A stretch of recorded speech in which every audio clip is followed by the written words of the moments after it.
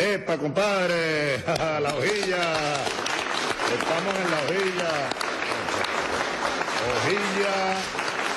Hojilla, ¿cómo te dice la propaganda aquella, Nicolás? Hojilla raspapalante, que duran hasta que aguante.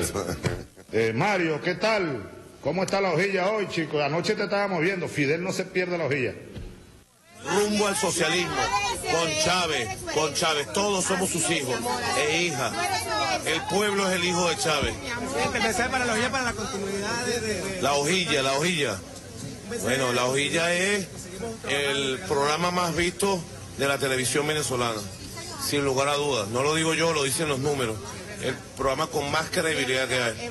Y Mario Silva es un gladiador, amado por el comandante Chávez. Mario Silva, amado por Chávez, valiente, gladiador, inteligente gladiador, él y todo su equipo. Así que honor a Mario Silva y a su programa La Hojilla, que en vida del comandante Chávez en este planeta, digamos, en vida terrenal, bueno, lo defendió con todo, pues, con todo, con los codos, con las uñas, con la verdad, con todo, siempre lo defendió. Gracias, Mario Silva, gracias, hermano. Gracias, hermano. Prepárense.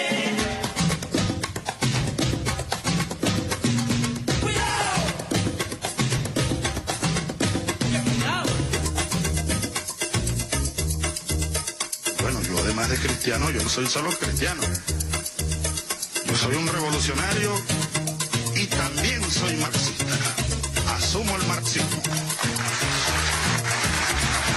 Revolución es sentido del momento histórico. Es cambiar todo lo que debe ser cambiado. Es igualdad y libertad plena. No se trata de solo de hablarlo y proclamarlo, hay que construir el socialismo, nuestro socialismo en el siglo XXI, en Venezuela, en el marco de América Latina y en el marco de los acontecimientos mundiales.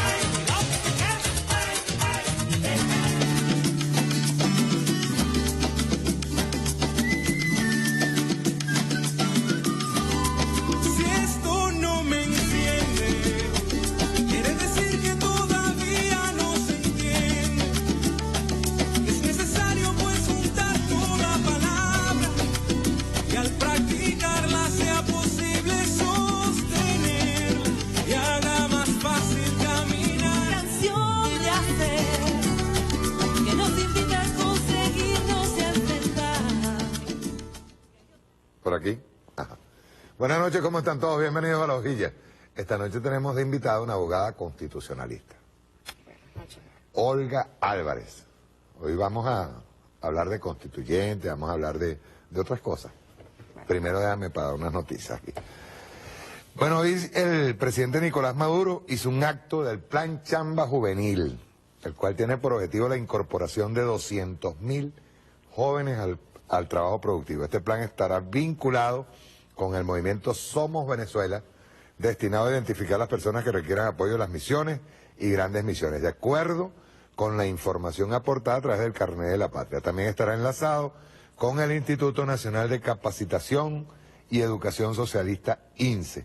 La inserción de estos jóvenes serán en las siguientes áreas de trabajo. Educación, 21.000 jóvenes, de los cuales 11.000 serán facilitadores para la primera etapa de atención a 765.489 personas carnetizadas con necesidades educativas y otros 10.000 serán egresados de educación integral para incorporarlos a la micromisión Simón Rodríguez. En el segundo, seguridad y soberanía, 40.000 jóvenes divididos en 20.000 para la Guardia Nacional Bolivariana y 20.000 para la Policía Nacional Bolivariana. Servicios sociales, 21.000 profesionales distribuidos entre 15.000 promotores comunitarios de salud, 5.000 enfermeros y 1.000 trabajadores sociales. Mantenimiento urbano, 18.000 jóvenes, de los cuales 6.000 serán promotores de bosque urbano, conucos escolares y agricultura urbana. 10.000 más dedicados al mantenimiento de escuelas, centros de salud, culturales, bases de misiones, instalaciones deportivas, entre otros. Somos aprendices, más de 60.000 jóvenes quienes serán incorporados como aprendices INSE en empresas públicas y privadas. Tiempo libre, 40.000 jóvenes distribuidos en 15.000 promotores deportivos 5.000 activadores culturales, corazón urbano y 20.000 recreadores. Saben que en el tiempo libre también se puede trabajar con el tema del turismo. El turismo hay que irlo repotenciando también. También el presidente ratificó al ministro de la Defensa, Vladimir Padrino López, un abrazo desde acá al general Vladimir Padrino López como ministro de la Defensa, designa a García Tucen, el nuevo ministro de Transporte, anunció al almirante Orlando Maneiro como nuevo ministro de Pesca y Acuicultura, el ministro Pinto Blanco entregará su ministerio y a Ricardo Molina también lo entregaron.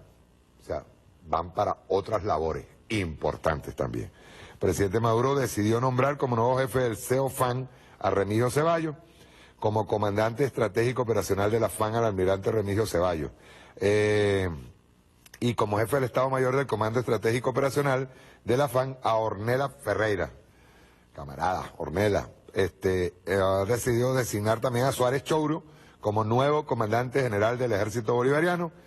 Se decidió también a Edlis Herrera como nuevo comandante general de la Armada Bolivariana y a Sergio Rivero Marcano, nuevo comandante general de la Guardia Nacional Bolivariana, en sustitución de Benavides Torres. Estos fueron los nombramientos, fue lo que fue noticia hoy. Otra noticia. Tengo un chisme, Olga.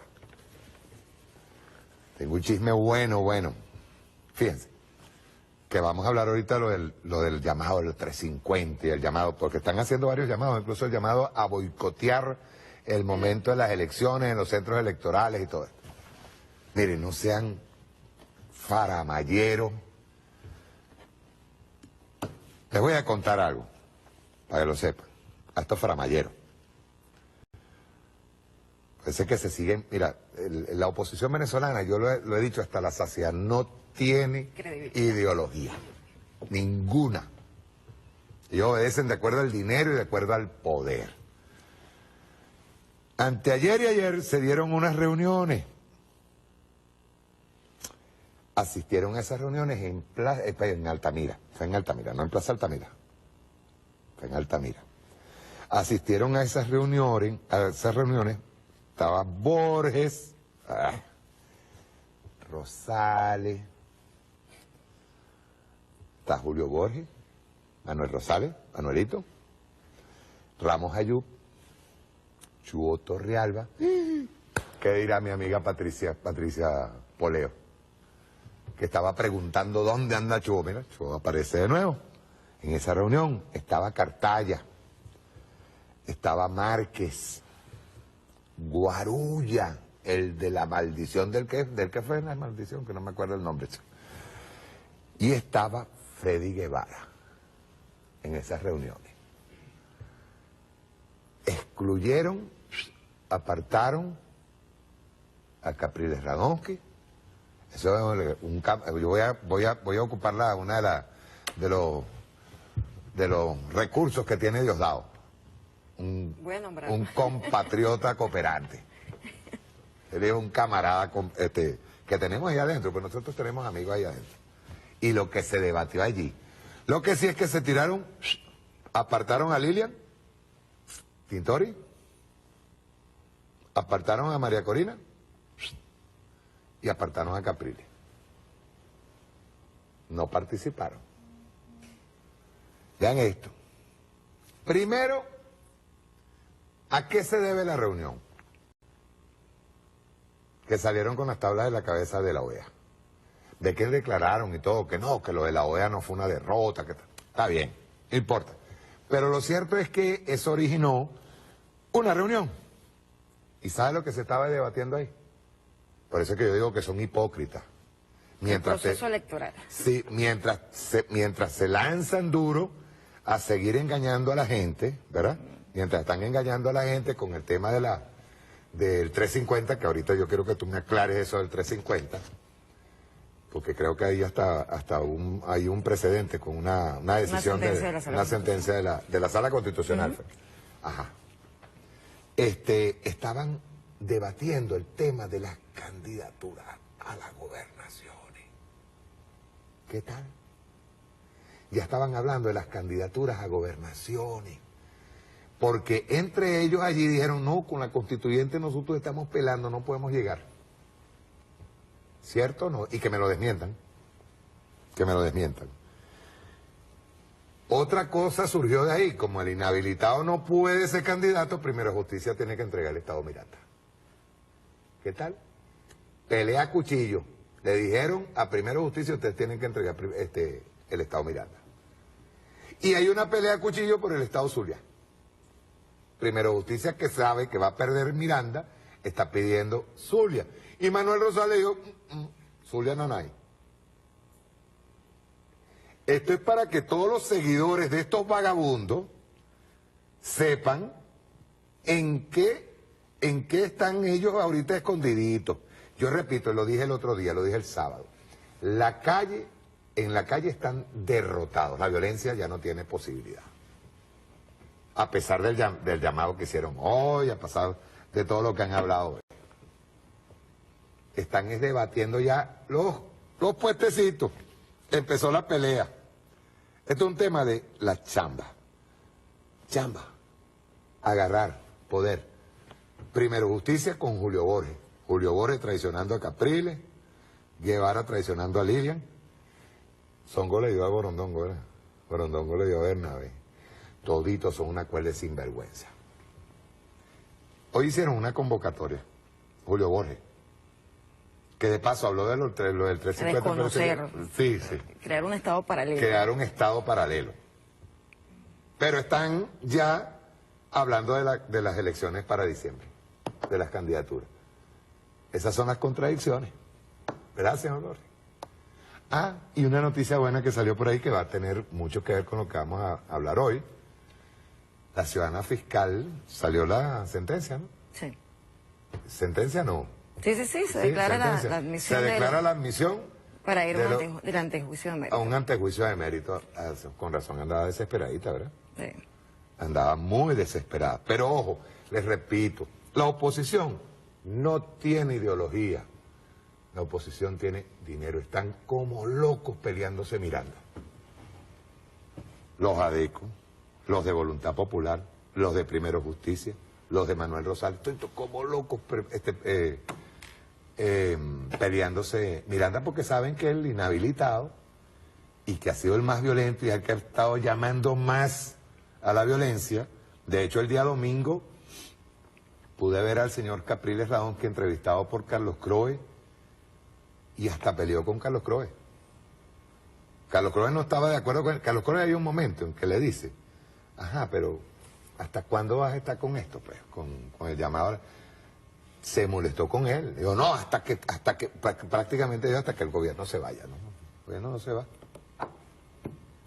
No se va, camarada.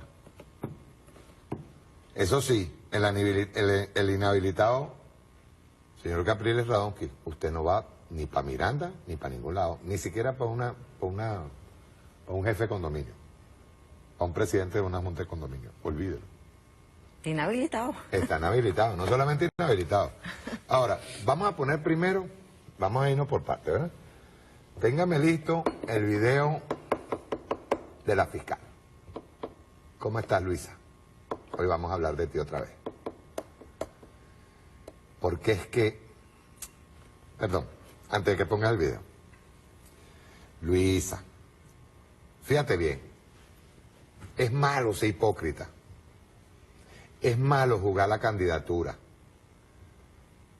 La Fiscalía no es un partido político, Luisa. Tú llamaste el lunes, hiciste una convocatoria desde tu WhatsApp, yo lo leí aquí, y luego en plena Fiscalía, obligados muchos de los fiscales, porque ustedes son de los que persiguen dentro de la Fiscalía y obligan a renunciar a quien no les satisface sus deseos. Y después, en el discurso, que parecía más el discurso de un partido político. Es que era un discurso político. Se fue un discurso político. Nada de discurso institucional. De hecho, ella acaba... Ellos llaman a la lucha contra quién. Ella acaba de hacer unas declaraciones a Panorama. Señora Luisa Ortega, usted no solamente va a un antejuicio de mérito, usted va a tener que justificar los llamados a violencia. Porque esos son llamados a violencia. Vamos a ver el video. Rueda. Que nosotros tenemos tantos años escuchando las mentiras de la señora Luisa Ortega Díaz y de todos los responsables del sistema de administración de justicia. Y a Luisa Ortega Díaz, ustedes son los encargados de evitar que el día de hoy sea recordado como el punto de quiebre. Esperamos acciones de parte del gobierno y particularmente de la Fiscalía General de la República. La fiscal Luisa Ortega Díaz, inepta, incapaz.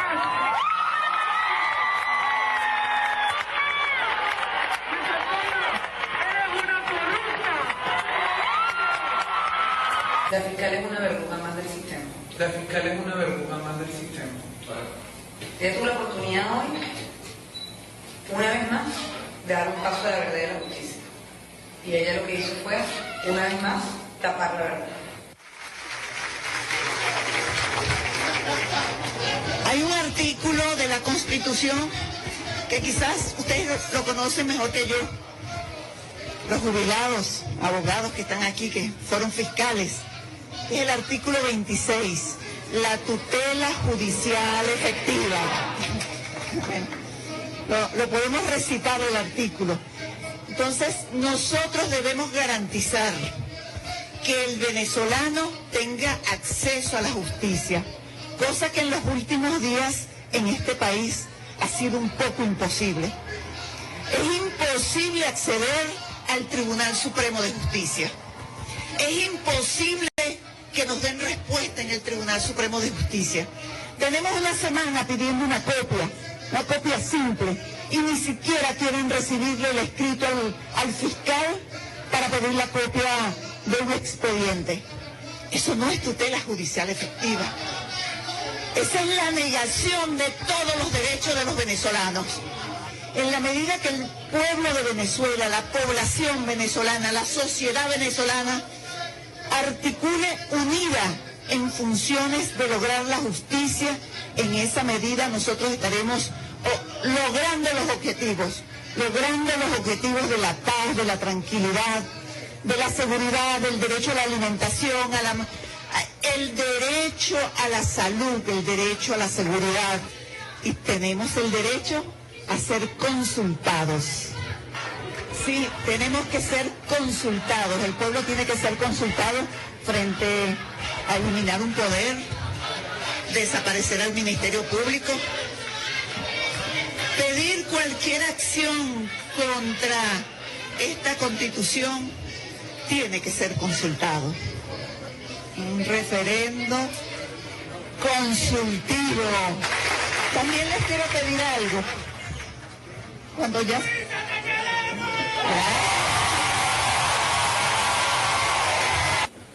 Yo, Pedro Carmona Estanga,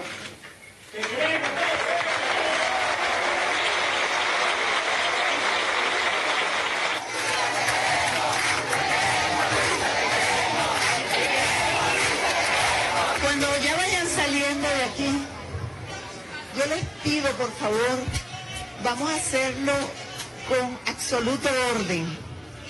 Vamos a evitar provocaciones. Están buscando que nosotros nos alteremos para entonces decir que nosotros somos los provocadores. De todas maneras, no se vayan solos, traten de irse en grupos pequeños para preservar su integridad. No sabemos qué tienen planificado, porque ustedes saben que todos los días está una tarima allí, por cierto, unas tarimas muy costosas, sonido muy costoso, toldos costosos, microondas. ¿Quién paga eso? Y aquellos fiscales que tienen investigaciones, sobre todo los fiscales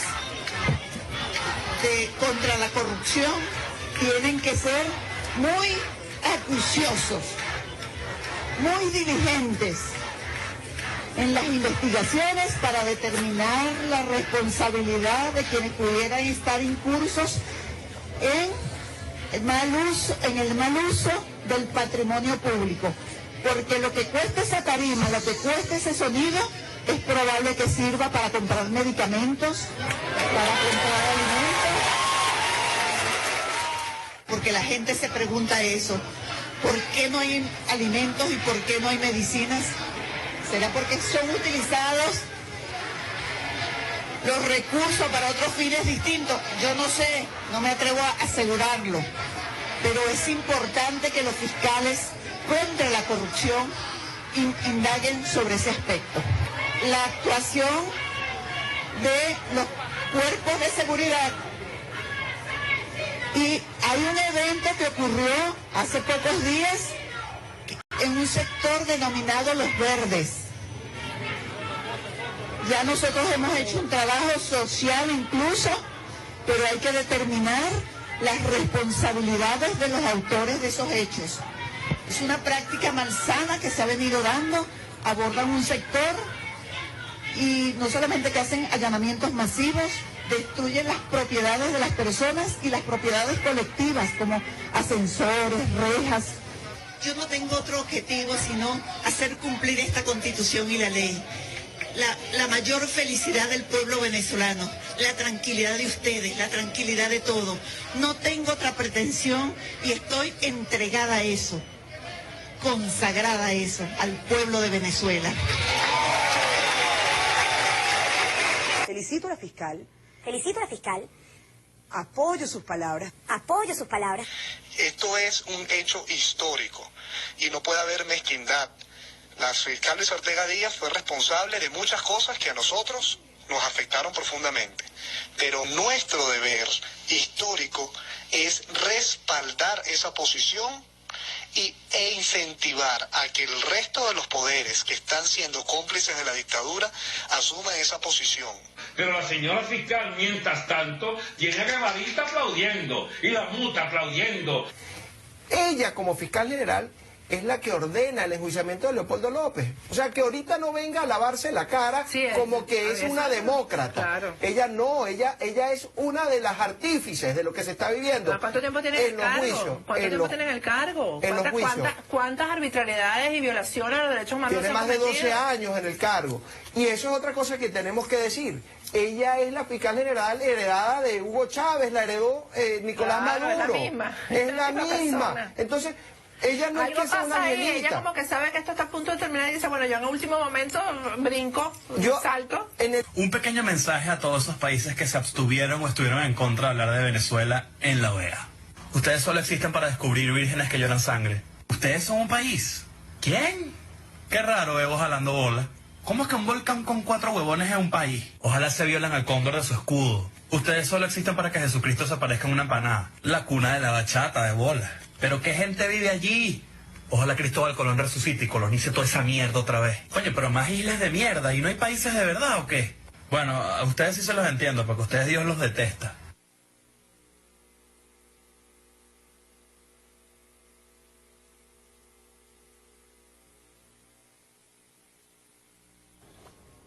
Bien, primero que nada hay que decir, lo que me mandan aquí es verdad, la fiscal tiene derecho a presentar descargo contra las imputaciones admitidas, ¿cierto? Cierto. ¿Okay?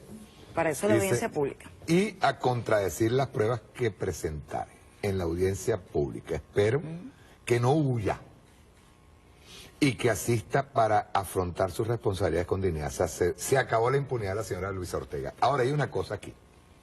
Ella dice varias cosas que me parecen bien interesantes, pues es un discurso político. Por ejemplo, ¿quién habló de eliminar el Ministerio Público? Ella dice que se va a eliminar el Ministerio Público. Claro, porque ella tiene miedo de lo que vaya a ocurrir ahora en adelante, porque ella incumplió los deberes constitucionales y tiene que haber un procedimiento donde se califique la falta grave. Ella sabe que incurrió en falta grave, o por lo menos de conocer que no ha dado cumplimiento a sus deberes constitucionales y que por eso va a ser procesada. Habla de acceso a la justicia, de que ella no tiene acceso a la justicia. Y las víctimas de todo esto, de estos actos terroristas han tenido acceso real a la justicia, porque ella ha omitido una cantidad de hechos que están siendo investigados y que han ocasionado la detención de una cantidad de personas involucradas que ella ha dejado en libertad. Y los derechos de las víctimas, ¿dónde están? ¿Dónde está el acceso a la justicia a aquellas personas a las que se les negó la posibilidad de responsabilizar a sus victimarios? ¿Hay ejemplo de ello? Por supuesto, yo no hablo de que las actas policiales no eran suficientes elementos para dictar una privativa de libertad de personas que estaban, que podían ser presuntamente responsables de los hechos terroristas, de las acciones de las semanas anteriores. Fíjate que en el edificio de Los Verdes tuviste lo que se encontró cuando se hizo el allanamiento, ¿verdad? Ahí se encontraron para hacer bombas molotov, una cantidad de implementos explosivos, todo que se encontró dentro del edificio de Los Verdes, y había prácticamente un secuestro de toda la comunidad de esos edificios. Y ella habla de una investigación por destrucción de la propiedad privada y de la propiedad colectiva. Y ella omite en esa declaración política, omite además todos los sucesos, todos los ataques al Tribunal Supremo de Justicia, a la DEM, el ataque otra vez al Ministerio de la Vivienda, que allí hubo personas que estuvieron secuestradas, niños que además hay un intento de homicidio en tentativa, porque si bien es cierto que no se logra, las posibilidades de que allí muriesen niños eran muy altas, porque ¿por dónde escapan? Si solamente hay un sitio para evacuar, solamente hay una entrada para evacuar. Ellos están en conocimiento de esa situación, ya lo sabe, y no está protegiendo el derecho de los más vulnerables, ni está protegiendo los derechos de quienes han sido víctimas en la DEN, quienes están amenazados, acosados permanentemente. Y también ella tampoco se responsabiliza o no establece responsabilidad sobre quienes atacan el patrimonio público, o es que eso no es un delito. Para ella no es un delito. Que nos explique entonces por qué solo para ella hay protección para los intereses de los victimarios, y por qué solo para ella está protegiendo la propiedad privada. Y porque ha desconocido y ha omitido situaciones como la de Orlando Figuera, o ha desconocido la quema del artesano en Mérida, porque ella en ningún momento ha hablado de esas situaciones donde se viola derechos humanos, donde se tiene que establecer la responsabilidad de los victimarios, de quienes están detrás, no solamente quienes cometen el delito, sino de los autores intelectuales. Una pregunta, Olga. ¿Las víctimas pueden hacer uso de su derecho a hacer una demanda penal? Por supuesto. Mira, la Sala Constitucional además ha adelantado opinión, porque si ciertamente la acción, hay un monopolio de la acción pública por parte del Ministerio Público, la Sala Constitucional ya reconoció que los particulares tienen derecho, no pueden estar sometidos a esa exclusividad del Ministerio Público. Los particulares no solamente pueden querellarse, sino que pueden participar en la audiencia, ante el Poder Judicial, para poder ser oído por el juez y manifestar y presentar todas sus pruebas. Voy a hacerte una pregunta.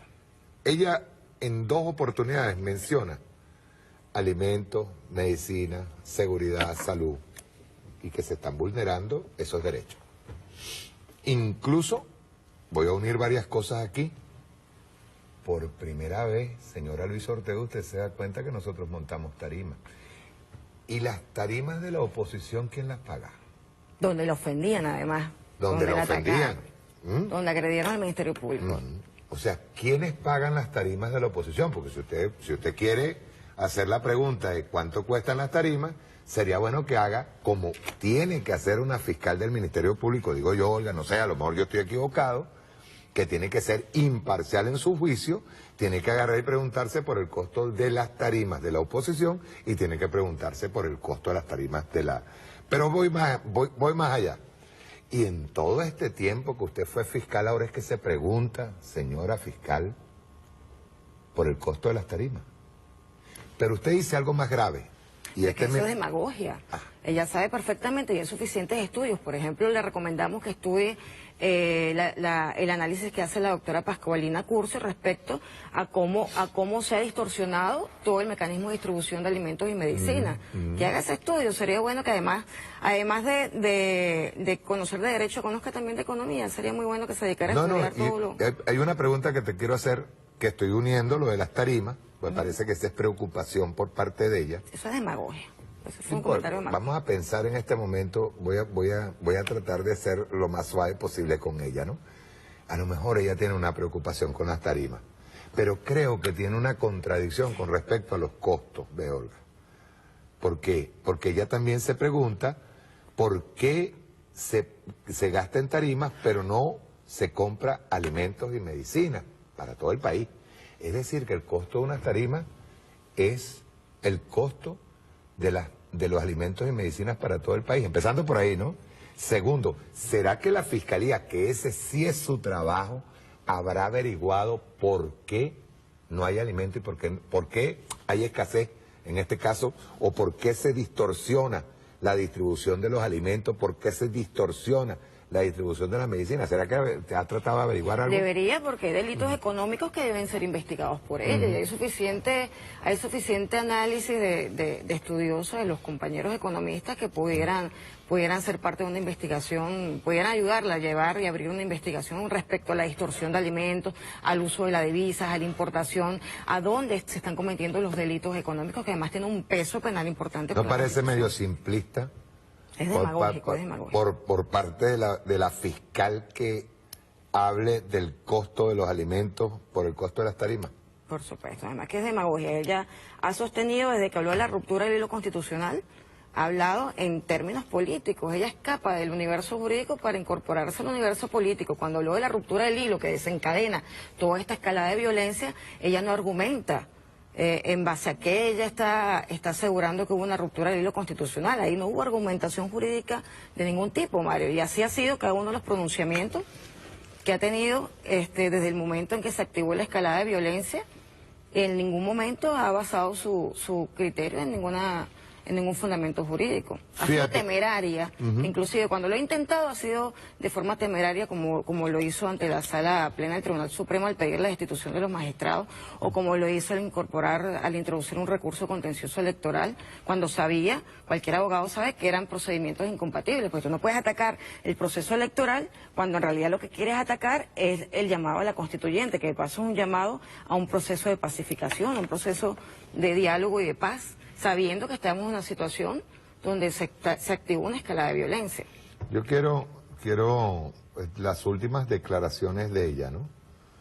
Porque las últimas declaraciones fueron a una radio, que son posteriores a esta declaración. Cualquier parecido es pura coincidencia, pero esa declaración me acordó mucho de la declaración "Estoy enamorada de la constituyente". De la constituyente. De Lilian Tintori, cierto. Ella declaró a una emisora de radio lo siguiente, porque yo creo que no solamente hay una declaración política así, aquí, sino que valga decir que es una falta grave. O sea, su declaración política, además hablar de que hay una lucha contra quién, quiénes son los enemigos. O sea, ¿quiénes son esas personas a las cuales hay que tenerle miedo? ¿Por qué está incorporando la teoría del enemigo? ¿Contra quién está luchando cuando ella tiene la obligación de cooperar además con el resto de los poderes del Estado para garantizar los fines esenciales del Estado? O sea, ¿de qué estamos hablando? ¿De un Estado dentro de otro Estado? O sea, yo no entiendo como constitucionalista, bueno, sí entiendo, hay ilícitos constitucionales que ella está cometiendo, obviamente, pero que quienes la acompañan en la Fiscalía no entiendan que están cometiendo junto con ella ilícitos constitucionales es muy grave, sabiendo que cada fiscal incurre en responsabilidad penal y responsabilidad administrativa por sus actuaciones. Fíjate que ella hace una declaración, en esta declaración ella dice, vamos a evitar nosotros, ¿verdad?, una agresión. Es prácticamente una agresión de quién, y dice, para preservar la integridad de ellos.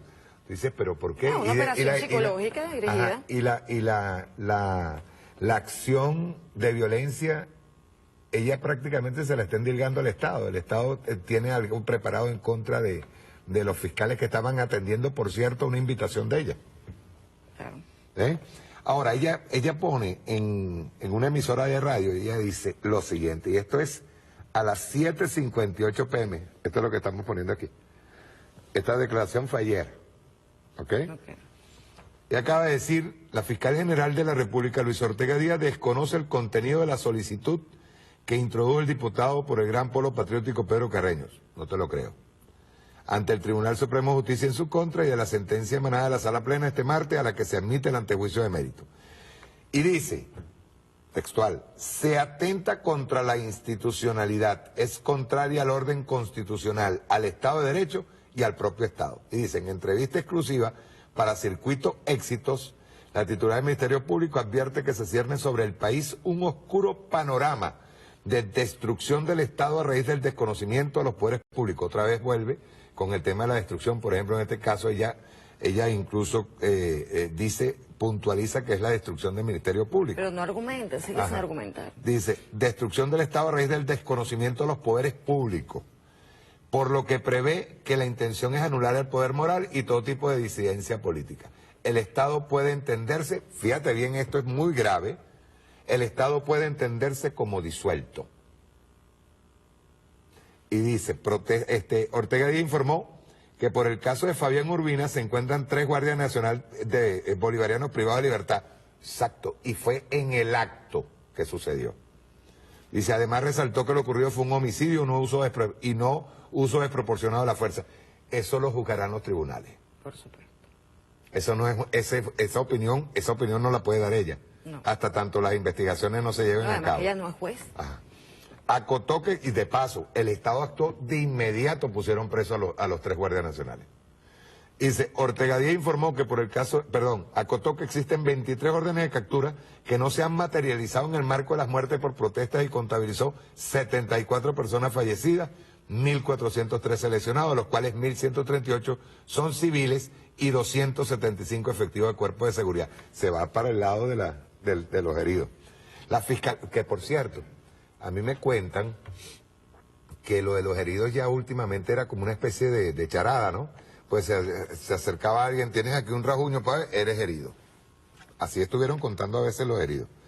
Dice, la fiscal general no descarta que los ataques hacia su persona y a la institución que representa se deriven de la defensa de los derechos humanos que han surgido en razón de las manifestaciones, así como la condena al uso de armas de fuego y objetos letales en las mismas. ¿Tu opinión? Mira, Mario, primero ella debe saber que el antejuicio de mérito está establecido en la Constitución. Aquí no hay ninguna violación de la institucionalidad.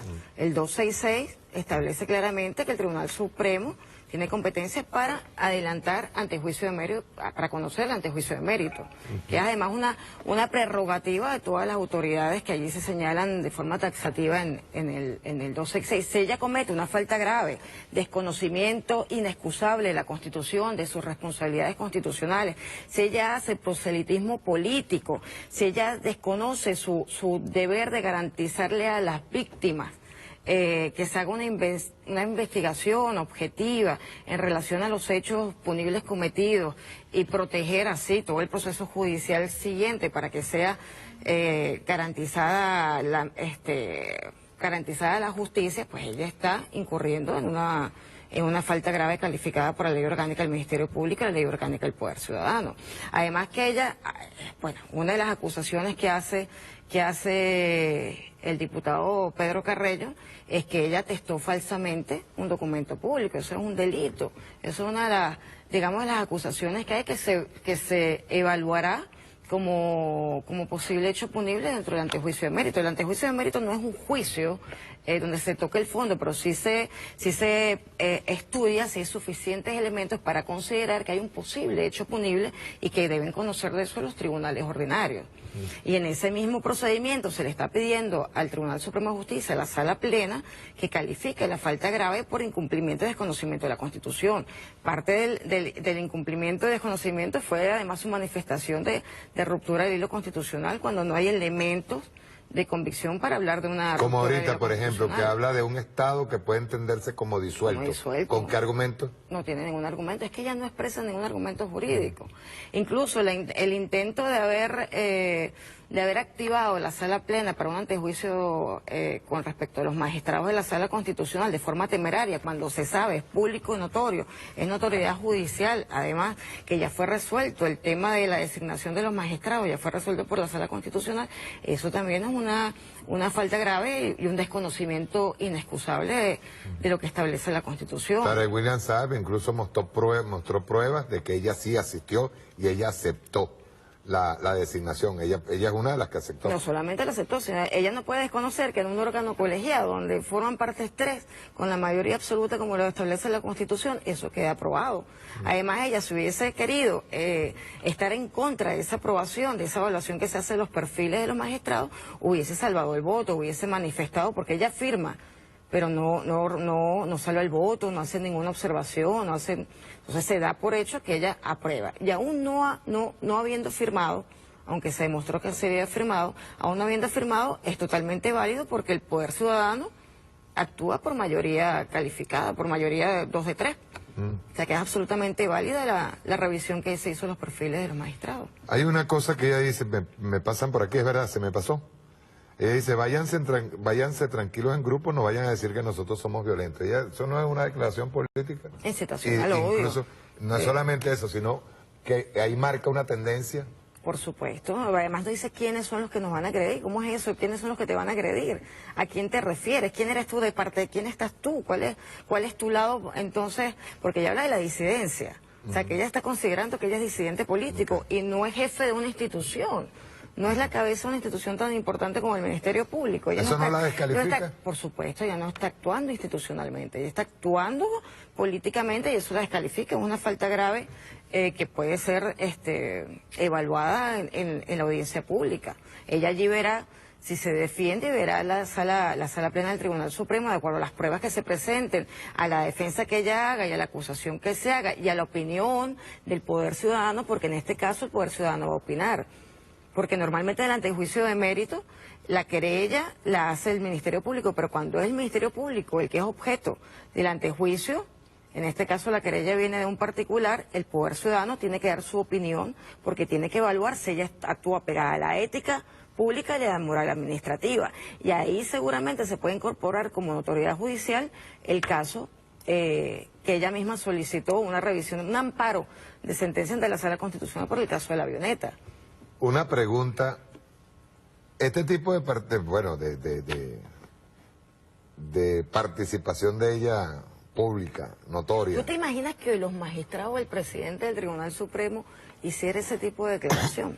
¿Tú te lo imaginas el ataque que hubiese habido desde organismos internacionales, de la OEA? ¿Tú te imaginas la situación? Por eso te estaba diciendo, en el caso de la fiscal, o sea, cuando hay un pronunciamiento de este tipo, tendencioso,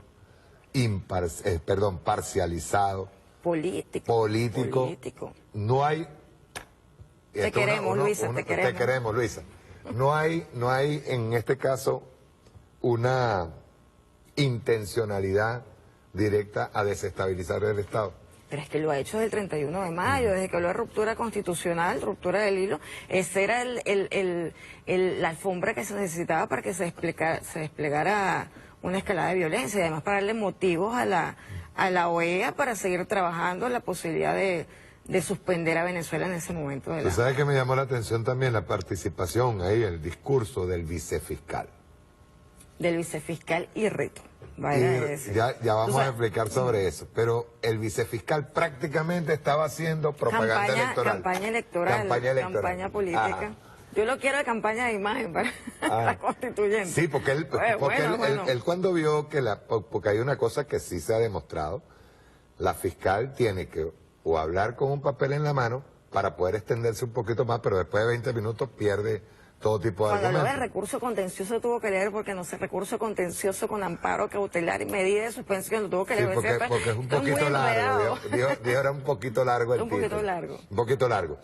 Pero me di cuenta, pues ahí hay varias manos que mecen la cuna detrás de la fiscal, que el vicefiscal, en el momento en que ella se despide, que fue realmente un evento que no pasaría de 15, 20 minutos, la intervención de ella, hubo más aplausos y más te queremos, Luisa, que otra cosa, por su discurso político.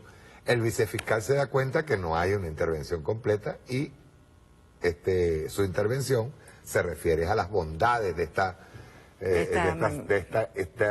señora fiscal que está defendiendo a la nación y a los derechos humanos de un sector, porque no es de todos los sectores. No, ella defiende los intereses de los victimarios frente al derecho de las víctimas. Hay dos cosas. Es el mismo caso cuando se hablaba de Leopoldo López, había quien defendía los intereses de Leopoldo frente a los derechos de la víctima. ¿Cómo se llama el vicefiscal? Rafael González. Ajá. ¿Por qué dices que es irrito? Porque es que ella no puede designar vicefiscal sin la aprobación de la Asamblea Nacional. Y si la Asamblea Nacional, que está en desacato, aprobó previamente la designación del vicefiscal, de todas maneras es irrito, porque esa Asamblea Nacional está acéfala en este momento. La designación o la elección de Julio Borges no tiene, es nula, absolutamente. Sí, sigue siendo el presidente. Claro, porque cualquier autoridad de la Asamblea sigue siendo Ramos Ayú. Sigue siendo Ramos Ayú. Sí. En desacato, pero sigue siendo Ramos Ayú. Sigue siendo Ramos Ayú porque esa elección la hace una Asamblea en desacato. Y todos, que además está en desacato porque incorpora 3 candidatos que no tienen cualidad de diputados, los incorpora y hace que todo el cuerpo colegiado esté viciado porque está usurpando una autoridad, porque al formarse y a volverse a instalar, a recomponer con vicios, esa autoridad está usurpada, sus actos son ineficaces y por tanto son nulos. Entonces la elección de Julio Borges es nula y por tanto es cualquier autorización previa a la fiscal para la designación es nula. O sea que en caso de que el Tribunal Supremo de Justicia en sala plena considere la suspensión o la inhabilitación política para que ejercer cualquier cargo público de la fiscal general, no podría asumir el vicefiscal, porque el vicefiscal no existe en derecho, no existe dentro del universo jurídico. O sea, supón, ahora mismo sale el antejuicio de mérito y ya es suspendida su cargo. Suspendida su cargo. Pudiera ser. ¿Se pudiera asumir el vicefiscal? No. Se plantea un problema constitucional, un problema jurídico allí. El Tribunal Supremo probablemente tendría que nombrar un fiscal ad hoc, porque no puede quedar acéfalo, o tomar alguna decisión respecto a cómo no queda acéfala la fiscalía. Pero el vicefiscal no pudiera asumir, obviamente. Queda como igualito Julio Borges, pues. Igualito, el mismo caso. Presidente en el papelito. Exacto. Nada más. Sí, okay. No, en el universo jurídico no existe. Ok, yo quiero hacerte una pregunta, ¿ves? ¿Y qué pasa con las responsabilidades de los quemados, linchados, perseguidos? El atentado contra la vivienda de la mamá del defensor del pueblo, los ataques terroristas, quemas de cisternas de combustible, unidades de transporte. Hay una cosa que nosotros no hemos cuantificado. Yo digo que... Los daños psicológicos. Los daños psicológicos. No, y hay una cosa que no se ha cuantificado. Ernesto Villegas hizo una muy buena investigación, que la tenemos perfecta, pues así casi que milimétrica entre cada una de las víctimas. Pero hay 2 cosas que se nos escapan. Una, los efectos colaterales en la población, ¿verdad?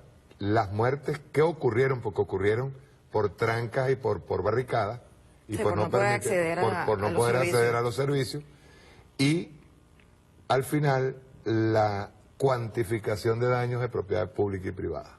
Lo extraño es que ya en el 2014 la Fiscalía sí levantó la cuantificación. Estamos hablando de 800 personas, además de los 43 muertos que producto de la salida. Ella cuantificó más de 800 personas con daños colaterales por no poder acceder a los servicios de salud, por haber sido, por asfixiarse dentro de un sitio donde había incendiado una barricada. O sea, ellos sí cuantificaron. La posición de ella, extrañamente, cambió 180 grados. O sea, no, la fiscal del 2014, que reconocía la salida como actividades de extrema violencia para desestabilizar el gobierno y para procurar acceder al poder bajo la violencia, ahora desconoce que sean actos de violencia, que sean actos terroristas, no cumple, incluso ya está obligada a cumplir el Estatuto de Roma, a incorporar o a calificar los delitos de acuerdo a lo que establece el Estatuto de Roma, que tendría rango constitucional. Porque establece un procedimiento, establece una calificación de delitos que, aunque nosotros los reconocemos de lesa humanidad, no se reconocen los delitos de terrorismo, pero ellos sí lo reconocen. Pudiera la fiscal general tipificar esos delitos. Y no lo está haciendo, está tipificando delitos menores para que, aunque estén sumados un delito resistencia a la autoridad, porte ilícito de armas, eso sumado no permite que se establezca una medida privativa de libertad para que quienes estén cometiendo actos terroristas se abstengan de estar nuevamente en la calle. Entonces, ella está obviando su responsabilidad incluso de calificar delitos de terrorismo, cosa que sí pudo haberla hecho en 2014 porque lo insinuó. No lo hizo, porque de hecho con el caso de Leopoldo López no se calificó delitos de lesa humanidad. Allí se pudo haber calificado delito de lesa humanidad. Hay una pregunta, Olga. Ella habla de Estado disuelto. ¿Eso no es una invitación al 350?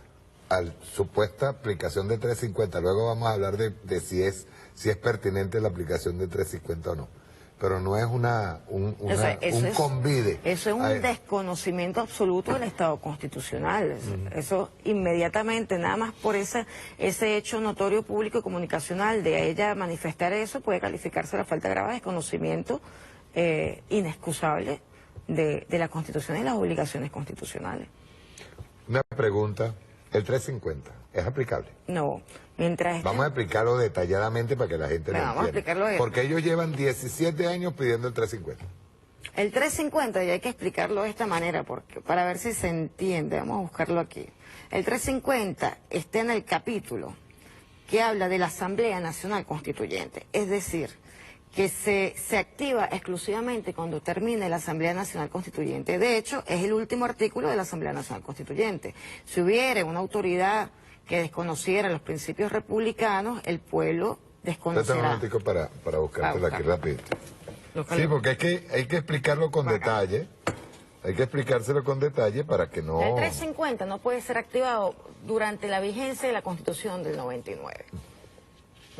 No existe la posibilidad de rebeldía civil porque la Constitución del 99 tiene suficientes canales democráticos para dirimir las dificultades democráticas, las posibles situaciones que se presenten de inconstitucionalidad. Ok, aquí lo tiene, ¿eh? Dice aquí. Vamos a presentarlo, vamos a presentarlo y a leerlo. Capítulo 3 de la Asamblea Nacional Constituyente. ¿Qué lo tienen, papá? Mira, pónmelo aquí. Capítulo 3 de la Asamblea Nacional Constituyente, ¿verdad? Asamblea Nacional Constituyente, es decir, primero viene el 347, vamos a irlo leyendo. El pueblo de Venezuela es el depositario del poder constituyente originario, en ejercicio de dicho poder puede convocar una Asamblea Nacional Constituyente. También habrá que hablarlo nuevamente. Con el objeto de transformar, sí, no, pero hay que repetírselo, porque ellos, y sobre todo ellos le tienen un miedo al 349. Dice, al Estado crear un nuevo ordenamiento jurídico y redactar una nueva constitución. El 348, que es el que vamos a hablar luego. El que utilizó el presidente. La iniciativa de convocatoria de la Asamblea Nacional Constituyente podrán tomar el presidente o presidente de la República en Consejo de Ministros, la Asamblea Nacional mediante acuerdo de las 2/3 partes de sus integrantes, los consejos municipales en cabildo, mediante el voto de las 2/3 partes de los mismos, 349, que este es el que más miedo le tienen. El poder constituido no puede intervenir. Que el poder constituido no puede intervenir nadie. Y en el 350 al final, que dice, el pueblo de Venezuela, fiel a su tradición republicana, su lucha por la independencia, la paz y la libertad, desconocerá cualquier régimen, legislación o autoridad que contraríe los valores, principios y garantías democráticas o menoscabe los derechos humanos. Eso vamos a explicar. Después de un proceso constituyente donde se haya aprobado un nuevo texto constitucional y amerite esa protección de los valores republicanos. Es una protección de derechos, de derechos previos a la Constitución, de derechos que se reconocen como parte de nuestra tradición republicana. Si eso ocurre, se puede desconocer la autoridad o desconocerla. Dentro de este capítulo, pasando cada uno por estos capítulos. En el caso nuestro, que damos un referéndum aprobatorio al final de la Constituyente, el desconocimiento será votando. No hace falta ni siquiera llamar a violencia, sino, mira, usted llame a votar sí o no. Si no está de acuerdo, diga no. Y usted vencerá si considera Eso contesta la del referéndum que ellos piden previo. Mira, se sigue insistiendo en el tema del referéndum consultivo. No se ha terminado de entender que el referéndum consultivo en el 99 respondió a una prohibición constitucional de que el pueblo pudiese modificar la Constitución.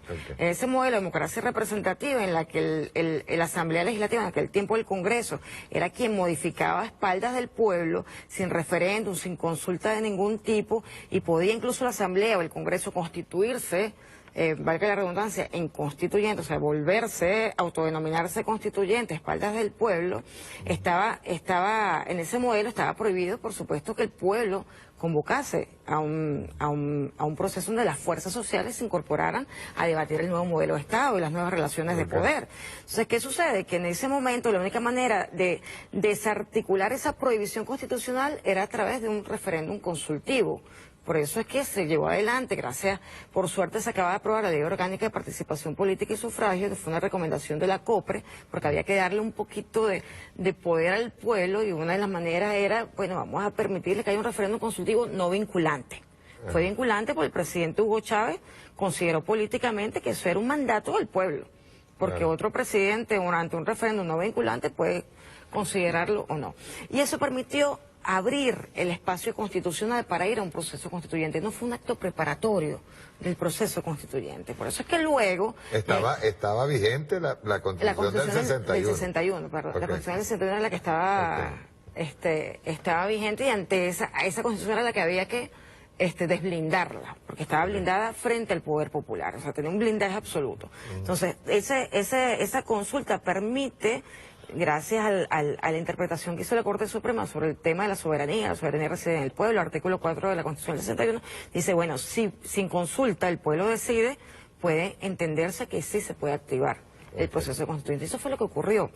Luego el constituyente, en ejercicio de sus facultades, dijo, señores, para un próximo evento no podemos considerar un proceso consultivo porque no tiene sentido ponerle trabas. O sea, permitamos que directamente se convoque a un legitimado, porque está legitimado el presidente de la República, no solamente por el constituyente, le dio legitimidad de origen al establecer que él tenía la capacidad para convocar, sino que hay una legitimidad posterior que le da el voto. El presidente tiene mayoría de votos. La Asamblea Nacional, por las 2/3 partes, que también tiene facultad, representa una mayoría de votos. Los consejos municipales en cabildos representan una mayoría de votos, están legitimados por el voto. Hay una doble legitimidad. Luego, en este momento, que además es un tema de ellos hablan de que hay violación de derechos humanos. La propia fiscal habla de violación de derechos humanos cuando ella manifiesta absoluto desconocimiento de la teoría política y la teoría constitucional. Ahí no se puede hablar de violación del principio de progresividad de los derechos humanos, sino que ella está refiriéndose a lo mejor al principio de legitimidad democrática. Y ya hablamos de una doble legitimidad. El constituyente le da legitimidad de origen. Luego, el voto le da legitimidad, porque cuando yo voté por Nicolás Maduro, yo voté para que declarara estado de excepción, para que convocara a Asamblea Nacional Constituyente, para que rigiera las relaciones internacionales. Y todo de acuerdo a la Constitución. Y todo de acuerdo a la Constitución. Entonces, está comprendida entre sus facultades. Luego, en Asamblea Ciudadana, todos hemos estado debatiendo el proceso constituyente y la convocatoria. Las asambleas de ciudadanos tienen carácter vinculante, le da un tercer espacio de legitimidad a la convocatoria que hizo el presidente. Y el proceso de postulación, 55.000 personas postuladas, que además es inédito en América Latina, es inédito incluso en Venezuela, le da otro plus de legitimidad a toda la convocatoria y ahora todo el proceso electoral. Ahora, yo decía en este momento, ¿por qué tú te vas a negar ahora en este proceso, en esta fase de convocatoria, cuando tú no te puedes negar ahora? El constituyente no consideró la posibilidad de negar ahora la posibilidad de ir a asamblea, porque se supone que el proceso constituyente es un proceso para abrir el diálogo, el debate, que las nuevas fuerzas sociales que reclaman su espacio puedan incorporarse y presenten una propuesta. Ahora, si puedes presentar la propuesta, ¿te parece que no es conveniente, que no responde al principio de progresividad de los derechos humanos, que no garantiza la profundización de los valores republicanos, de los valores democráticos? Tú puedes decir que no en un referéndum aprobatorio final. Que valga decir, la ley de referéndum que se discutió en la Asamblea Nacional en el año pasado, establecía que en el consultivo se iba a considerar que el pueblo dijera si quería ir a un referéndum final después de un proceso constituyente. ¿Cómo sabías eso?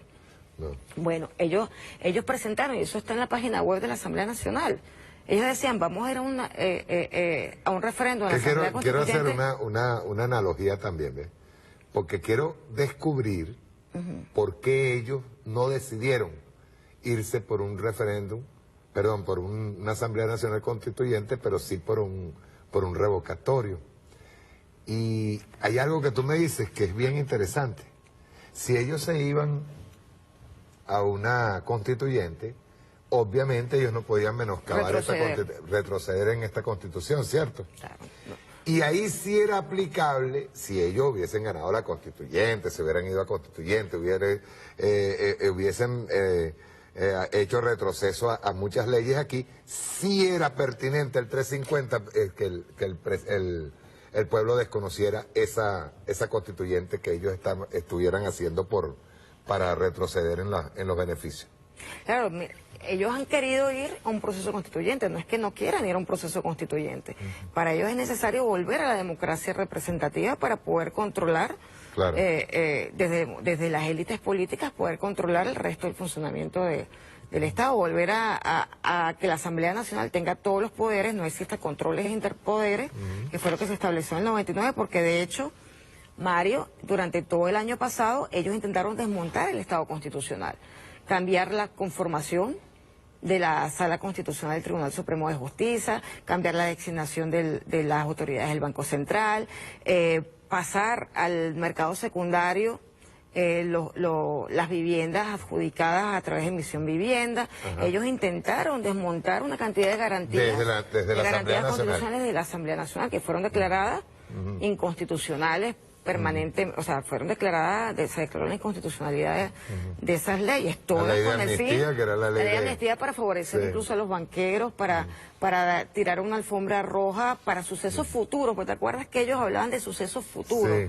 O sea, una amnistía que perdonara hechos por cometer, que eso no se había conocido en las otras leyes de amnistía, que valga decir, la mayoría de las leyes de amnistía han sido reconocidas como instrumentos para la impunidad. Aquí también se iba a establecer una ley de impunidad en relación a delitos que no eran políticos. Estamos hablando de violación de derechos humanos, delitos bancarios, ¿te acuerdas? Bueno, todo eso, casi todas las leyes que se aprobaron y fueron declaradas inconstitucionales beneficiaban a la banca privada. Sí, el primer avance, el avance golpista de ellos venía por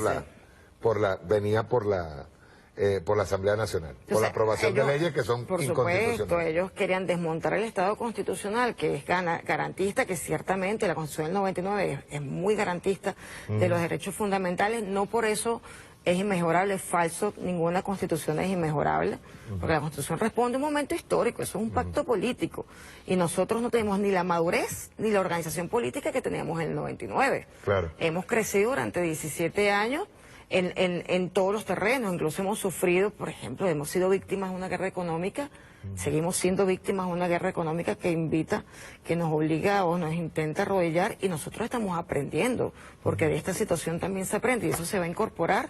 Decía que incluso nuestra Constitución fue ingenua en los casos de terrorismo, en los casos, por ejemplo, de guerra económica, en el caso de guerra psicológica también, ha sido ingenua.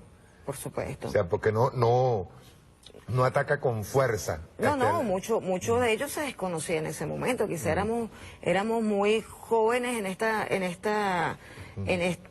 este sufrir el ataque por operaciones psicológicas, por actividades terroristas, el despliegue internacional en este momento con los manuales de terrorismo, con la incorporación de focos de violencia para desestabilizar. Es un manual bastante reciente que lo estamos sufriendo en este momento, y eso se va a incorporar. O sea, son nuevas experiencias que ameritan además. Incluso entra en juego también la posverdad en redes. Por supuesto. O sea, están entrando en juego nuevos elementos que convierten a la guerra psicológica. Yo lo dije en un foro, dije que la guerra psicológica es mucho más importante que la guerra económica. La guerra económica crea el caldo de cultivo, pero la guerra psicológica es la peor. No, y van acompañadas. No hay guerra económica que no vaya acompañada de una guerra psicológica, en la que tú además desvíes quién es el culpable. Que haya todo un trabajo psicológico para que tú identifiques erróneamente al responsable. Lo que decías tú ahorita, los daños colaterales a la población. Por supuesto. O sea, si en este momento además hay unas fuerzas sociales que se incorporan, imagínate que las personas de la tercera edad no estaban organizadas, no tenían la jubilación, no estaban agremiadas, no estaban reconocidas ni registradas para que fueran visibilizados. En este momento están visibilizados y van a incorporarse, no solo para hablar de sus derechos como jubilados, y si se les sube, se les garantiza el bono alimentario, no, sino cómo participarán ellos como tercera edad en la vida política del país. O sea, se incorporan nuevas fuerzas sociales y eso amerita un cambio constitucional. Los pueblos indígenas, que yo lo he dicho permanentemente durante 17 años, por fin, por primera vez, los pueblos eligen a su propio representante, porque nos habíamos equivocado en el diseño electoral. Ya estaban siendo designados por los arijunas. Por fin se designan. De hecho, valga decir que era inconstitucional la elección de indígenas el 6 de diciembre. Porque no fueron electos por los pueblos indígenas como establece la Constitución, sino que estaban votando, era un registro amplio de todo el estado en donde habitan las comunidades de los pueblos indígenas. En este momento van a ser electos y además van a participar, y seguramente de acuerdo a la propuesta, pues ir avanzando en el multiculturalismo. Ellos se incorporarán seguramente ya no como comunidades o pueblos indígenas, sino como nación indígena, para tener una alineación con todo el desarrollo multicultural en Ecuador y Bolivia, que ha avanzado en el tema de los derechos de las comunidades. Hay varias cosas que quiero hablar con referencia pero quiero terminar con la fiscal en algo. Ella no estaba jugando adelantado con eso de pedir el referéndum, jugando adelantado para la desestabilización, pidiendo un referéndum cuando sabe que no hay necesidad de referéndum porque hay una convocatoria por parte del presidente. Pero eso es una forma temeraria de actuar. Ella igual dice, como dice ella ahora, dice que no hay acceso a la disuelto. justicia, pero ella ha accedido, ella introdujo recursos ante la sala electoral, introdujo recursos ante la sala plena, solicitó una aclaratoria ante la sala constitucional. Hay acceso a la justicia. El problema es que ella sabe, o sus abogados, sus asesores, quienes la acompañan, deberían saber que lo hace que lo ha hecho de forma equivocada e incluso de forma temeraria. Y es una forma de calentar la calle, generar frustración, porque creas una expectativa y luego, después de la expectativa, cuando no se cumple, tú haces el trabajo de generar frustración, de alimentar la frustración y de considerar que el enemigo es el Poder Judicial, cuando el Poder Judicial está administrando justicia y está garantizando además la constitucionalidad de los procedimientos, de los procesos. Ella lo sabe, ella no creo que desconozca que, por ejemplo, el recurso que introdujo ante la sala electoral era una inepta acumulación, porque ella no puede seguir dos procedimientos en instancias distintas en una misma instancia. Ella lo sabe, debería saberlo. Entonces uno lo que piensa es que está jugando... O por lo menos sus asesores. O por lo menos sus asesores. Entonces, uno dice, bueno, ella está actuando para calentar la calle. Sí, está actuando para calentar la calle, porque qué casualidad que cada vez que ella... hace un pronunciamiento político o actúa ante el Tribunal Supremo, al día siguiente queman la DEM, acusan al Tribunal Supremo, vilipendian a las autoridades. O sea, hay una situación de relación entre los actos de violencia y el comportamiento de la fiscal. ¿Eso puede ser investigado por el Tribunal Supremo? El poder ciudadano puede establecer responsabilidades de ese tipo por el no cumplimiento. Y otro tema, ella es responsable de garantizar el seguimiento al informe final de la Comisión de la Verdad del 58 al 98. Ella está actuando pidiendo que se anule la convocatoria de la constituyente cuando ella no ha actuado, no está actuando, ejerciendo su responsabilidad como presidente del Consejo de la Comisión de la Verdad del 58 al 98. Ella tiene responsabilidad. Ella debe actuar ante la Sala Constitucional para que se reabran los procesos administrativos, los procedimientos administrativos y judiciales respecto a todas las denuncias que fueron evaluadas en la Comisión de la Verdad, desaparecidos, las masacres. Y los que no tenían procedimiento administrativo ni judicial, debe abrirse una investigación. Y se solicita a la Sala Constitucional que ordene si abra la investigación. Ella no ha actuado y no ha solicitado esto ante la Sala Constitucional. Tú sabes que se han... Entonces, está garantizando la impunidad no solamente de la situación actual, sino de todos los hechos del 58 al 98 que fueron investigados y que están allí en ese informe y sustanciados en ese informe. Tú sabes que sobre todo porque la derecha siempre busca emborronar, ¿no? Emborronar. Siempre se han ajustado al tema de que el diputado Carreño habla de la insania mental por parte de... Entonces se han enfocado allí. ¿Qué otras características tuvo la solicitud de antejuicio de mérito por parte de Pedro Carreño? Sácalo. No he leído absolutamente todo lo que introdujo el diputado, salvo algunas cosas que fueron publicadas en redes, pero habla de que se califique la falta grave por atestar falsamente respecto a su firma en la evaluación que se hizo de... Que ella lo negó. Que ella lo negó y el defensor del pueblo ya hizo una declaración pública donde él demuestra, eso lo presentará también el Poder Ciudadano, en la audiencia pública, donde él demuestra que efectivamente ella sí firmó y sí estaba presente, se siguió el procedimiento constitucional y legal correspondiente. ¿Al negarse? Admite los hechos. Si ella no va. Tú dices que si ella no... No, yo digo que al negar que ella firmó...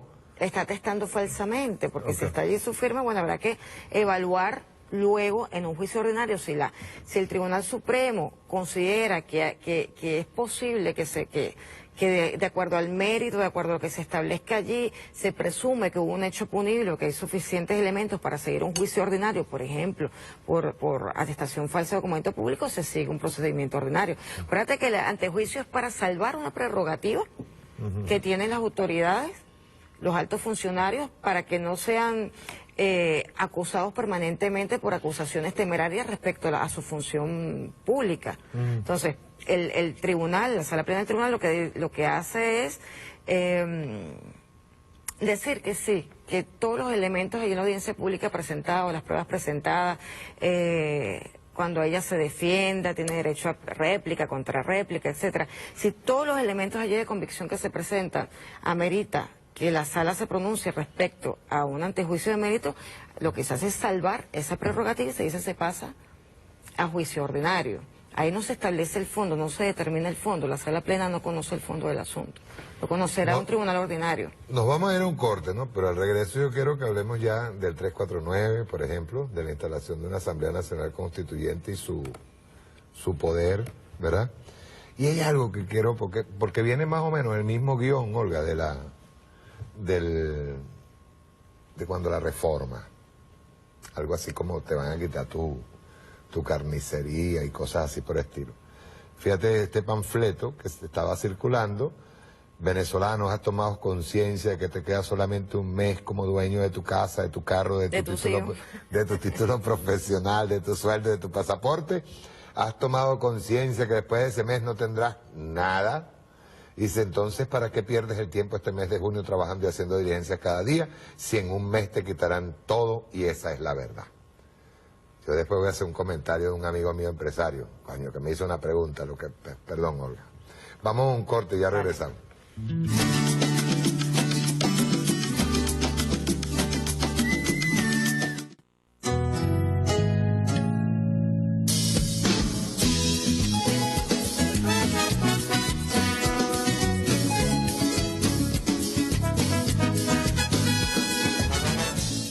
Continuamos, fíjate, te leí un panfleto por aquí, estoy esperando uno que me enviaron, que también quiero compartirlo, si es que me llega.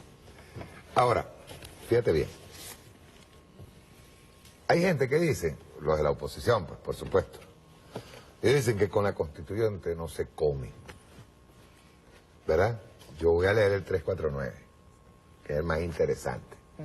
Luego de instalada la Asamblea Nacional Constituyente, dice, el presidente o presidenta de la República no podrá objetar la nueva Constitución. Los poderes constituidos, esta es la parte que más me gusta, los poderes constituidos no podrán en forma alguna impedir las decisiones de la Asamblea Nacional Constituyente.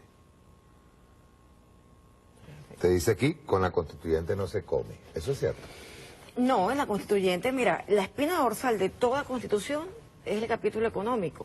Y en ese capítulo económico se va a revisar todo lo que ha sido la economía posrentista petrolera para desarrollar un modelo de diversidad en la producción que va a garantizar, obviamente, que nosotros no nos afiancemos solamente en la renta petrolera y podamos garantizar la producción en gran escala y en diversos rubros. En la economía nacional, o sea, el modelo económico lo vamos a mejorar, lo vamos a transformar, vamos a dejar de proteger, de proteger exclusivamente a las importaciones para garantizar que hay un desarrollo nacional, porque la importación, como le decía Pascualina Curcio, por ejemplo, ha sido el gran negocio durante estos 50 últimos años, ¿no? Donde, por supuesto, te han dado dólares para traer productos muy baratos, dólares que afuera no cuestan el mismo precio. Tú traes la mitad de los productos, con el resto del dinero invertías afuera, sacabas dinero de aquí y entonces dejabas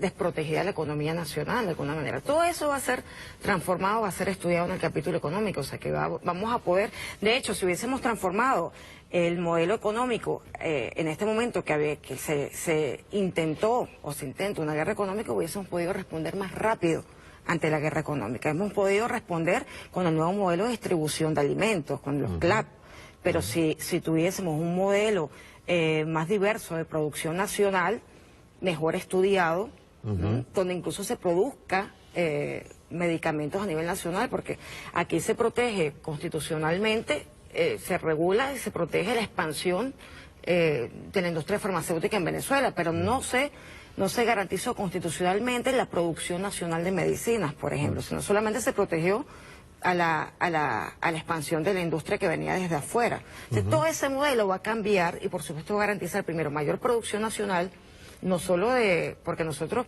como dicen los economistas que han estudiado el tema, no solamente estamos produciendo desde el agro, sino que vamos también a diversificar la producción agroindustrial, ya no en manos de los oligopolios y monopolios, sino que es una de nuestras debilidades. Exactamente. Entonces, ¿cómo no vamos a resolver? Olga, era lo que hablaba el comandante Chávez. Nosotros tenemos que tener fortaleza en los sectores estratégicos. Por supuesto. Tenemos la soberanía alimentaria y la soberanía en medicina es estratégico, es fundamental. Ya fuimos atacados porque estábamos vulnerables, sobre todo en el tema de medicina. Y estamos las transnacionales venían a Venezuela, maquilaban aquí porque era muy económico y hay una regulación que los protegía y se garantizó además la protección con todo el tema incluso de incorporar en los derechos culturales el derecho de las patentes, que no es un derecho cultural sino un derecho económico. Fue mal establecido, de hecho hubo una manipulación final de la redacción de ese artículo en la Constituyente, del 99. Todo eso va a ser revisado para que haya realmente una garantía de seguridad y de soberanía alimentaria y soberanía en materia de medicina. Nosotros tenemos que revisar incluso la producción de medicina, formar farmacéuticos para la producción de medicina, no solo para que gerencien farmacias, o sean visitadores médicos, o trabajen de dispensadores en una de estas transnacionales que conocemos y que se instalaron y arroparon todo el mercado farmacéutico, sino que se produzca que haya profesionales produciendo fórmulas y registrando fórmulas en Venezuela y garantizando el motor farmacéutico ya con gente formada aquí en Venezuela. Todo eso se va a modificar en la Constituyente. Obviamente el Estado no va a parar porque hay una Asamblea Nacional Constituyente. Aunque los poderes constituidos no pueden interrumpir la actividad plenipotenciaria de la Asamblea Nacional Constituyente, el Estado va a seguir funcionando, invirtiendo en todos los motores, garantizando la incorporación a tantos miles de jóvenes, creo que son 50.000 jóvenes que se está hablando, a lo de la chamba juvenil, incorporar, aumentar el tema de las misiones y además garantizar los comedores populares. O sea, hay una cantidad de situaciones. El tema de la impunidad. El tema de la impunidad también. De la corrupción también, que se habla de atacar la corrupción en sus raíces. Bueno, la Asamblea Nacional Constituyente fue una vez instalada como... hay un paso del legislador, porque digamos que el único poder constituido que queda minimizado, que queda cesando o cesante en funciones es la Asamblea Nacional, porque el legislador da paso al gran legislador que es el constituyente. O sea, todas las competencias que tenía el legislador las tiene la Asamblea Nacional Constituyente. Puede dictar medidas, dictar normas, medidas incluso administrativas para poder solventar algunas situaciones que se presenten. Entre ellas, por ejemplo, establecer una regulación sobre los crímenes de odio, del cual hemos sido víctimas recientemente. Bueno, recientemente en los últimos años. Fíjate que allí es donde tenemos nosotros debilidades. Por eso, porque ha ido no es solamente fomentándose y van creciendo los crímenes de odio, sino particularidades de esos crímenes de odio, incluyendo la exacerbación del racismo, exacerbación del llamado al exterminio de un sector de la población y no un sector pequeño, es el sector mayoritario. Bueno, por eso es que se habla de crímenes de odio. El crimen de odio no va solamente contra ti, Mario, contra tu familia, va contra todo aquello que se identifique con tu posición ideológica, religiosa, étnica.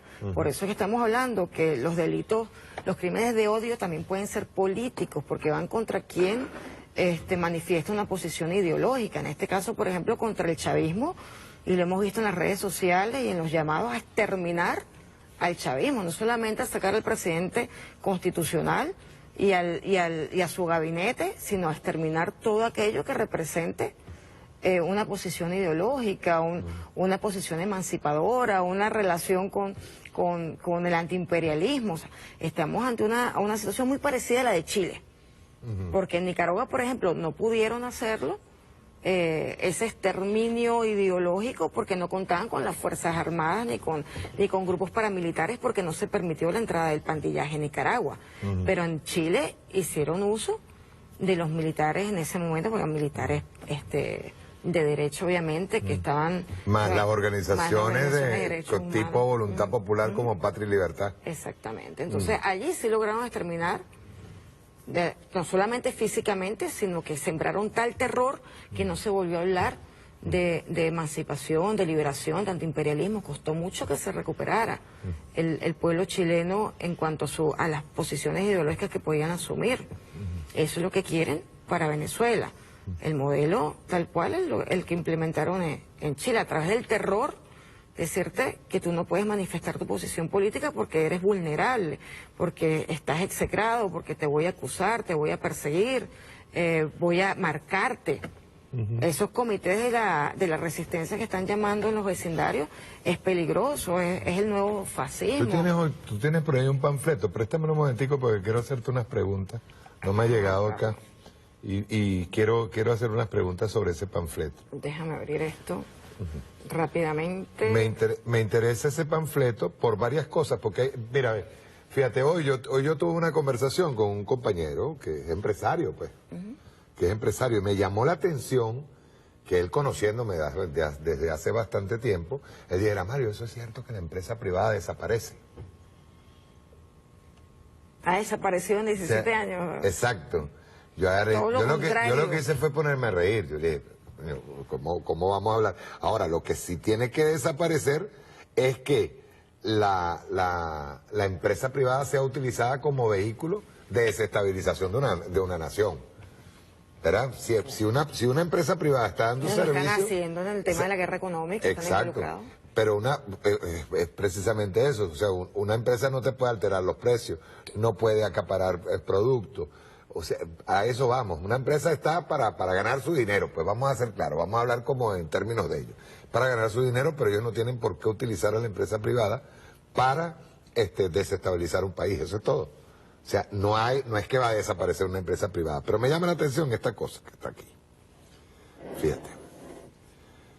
Vamos a ver si logro, que lo quería sacar por el otro lado. Y esto no voltea. Primero, Venezuela se va a constituir en un estado comunal y ponen comunista. No. Voy a irte haciendo las preguntas que tiene este panfleto, pues esto es importante, porque las clases medias son susceptibles a esto. Ya nos pasó con la reforma. Y están haciendo el mismo guión. No hay nada más natural que vivir en comunidad. Nosotros nos fueron limitando y separando territorialmente con esos diseños que hicieron desde la superestructura para poder... De hecho, hay discusiones en Venezuela de un territorio a otro, un municipio a otro, porque las familias están divididas, porque la división no se hizo consensuada con el pueblo. O sea, están utilizando los mismos argumentos del año 2007. Es igual. ¿Ves? Se elimina la empresa privada, ya lo acabamos de decir. O sea, tercero, todos los empleados del sector privado pasarán a estar en el sector público. Ya, eso es como eliminar la empresa privada. Bueno, eso no va a pasar, no va a suceder. El sector, será eliminado el derecho a la educación privada. Oye, que ojalá tuviéramos todos la posibilidad de entrar a la educación pública. ¿Tú sabes lo que cuesta la educación privada? Dice, los medios de comunicación, todos los medios de comunicación social estarán al servicio del poder comunista. Miren, ustedes llevan 17 años atacando desde los medios de comunicación. Yo no quiero... Mire, ayer yo estaba viendo Globovisión y al final de la noche hasta te leen salmos así apocalípticos. Sí, estaba leyéndolo justamente aquel que se asustó cuando le tocaron las puertas a Globovisión el 13 de abril. ¿Te acuerdas? Afrígalo. Ese mismo leyendo un salmo apocalíptico ayer en la noche. Dice, se elimina la autonomía universitaria. Se eliminan los municipios. No. Además que hemos ido a un proceso más bien de descentralización, de localizar el poder. De real descentralización. De real descentralización, o sea que es absurdo. No era la creación de feudos que tenían ellos. Exactamente. Solo el presidente de la República tendrá el poder de elegir gobernadores y alcaldes. No, lo mismo en el 2017, Explícame, Olga. O sea, que se eliminan las elecciones. Fíjate bien, que eso era potestad de la Cuarta República. Claro. No ¿Te acuerdas que se designaban los gobernadores en cada periodo de gobierno hasta que llegaron las elecciones a gobernadores? Pero al principio se hacía. Claro, que fue otro de los pasos que también recomendó la COPRE para democratizar y dar un poco de calma en la... Perdón, Olga, cuando Betancourt, cuando Leoni, cuando Caldera, cuando Luis Herrera, cuando Carlos Andrés Pérez I, se elegían se designaban los desde la presidencia de la República. Es más, se negociaban entre los partidos. Vamos a ver por aquí. El periodo presidencial, vean esto. Oye, que son terribles. Será entre 20 y 30 años con posibilidad de reelección indefinida. 20 a 30 años, bárbaro. Coño, tú tienes que mandarme esto, porque esto yo tengo que recordárselo todos los días, porque hay mucha gente que lo cree. O sea, que si tú entras con 40 años a ser presidente, hasta los 80 no sale. Hasta los 80 no sale. Vas a reelección indefinida. Si después de 20 años, ¿quién va a querer gobernar? Dice aquí, se limita la circulación de ciudadanos dentro del país. Vas a necesitar un permiso oficial, como la salida.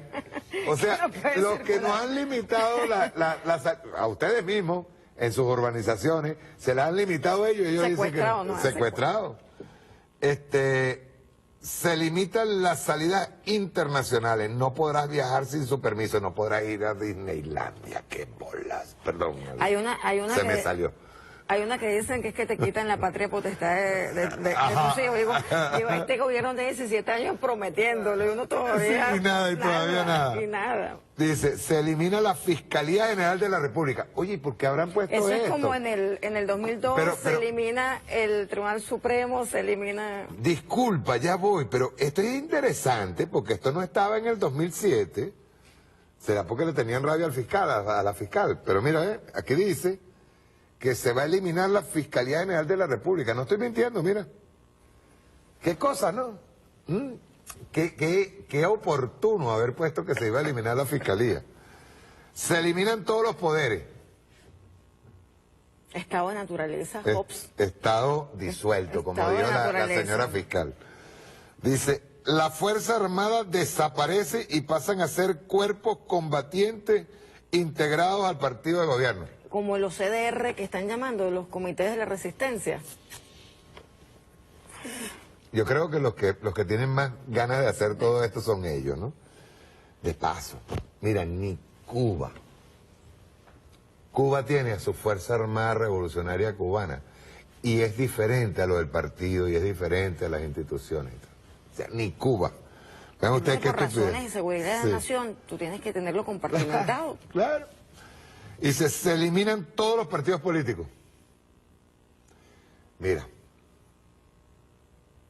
voy a regresar como comencé al principio del programa. Ustedes ya están peleándose las gobernaciones. Y bienvenidos a la arena política. Es más, de hecho, hay unos que se inscribieron en la Asamblea Nacional Constituyente, pero no van porque se saben perdidos. Viene por aquí. Se elimina el derecho a la protesta. Bueno. Perdón, vamos a pararnos un momentico ahí. Porque ellos dicen que se elimina el derecho a la protesta. ¿Qué es una protesta normal y natural? Pacífica, una protesta pacífica, que tú reclames por las vías constitucionales tus derechos. Y tú tienes derecho a crear violencia, a destruir, la violencia a trancar una autopista, a caerle a piedra, a echarle puputov a los oficiales, que por cierto... Y quería pararme un momentico en eso. Eso es lo que hacía en Vietnam, para enfermar a la gente, ¿sabía? O sea, fue un mecanismo para poder enfermar a... Ahora una cosa, Olga.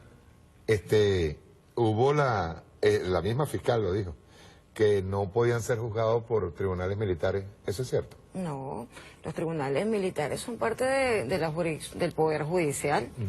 Ellos conocerán de los delitos de naturaleza militar, se agreden a un militar, que por cierto ella decía que no eran centinelas cuando estaban en actividades de orden público, ¿no? Eso es como decir que el presidente cuando está firmando un cheque o está firmando algún acto administrativo, él deja de ser presidente, él se desviste, se quita la investidura. Igualmente un militar está custodiando la ciudad, porque el centinela es el que custodia la ciudad.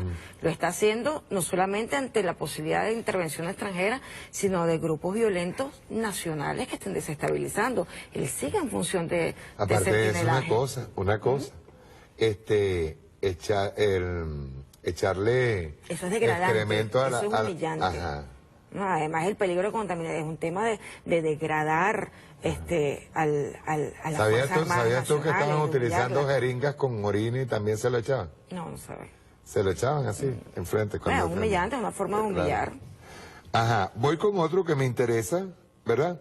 El delito de traición a la patria es oponerse a pensar diferente al gobierno. Ya voy. No. ¿Por qué el tema del delito de traición a la patria?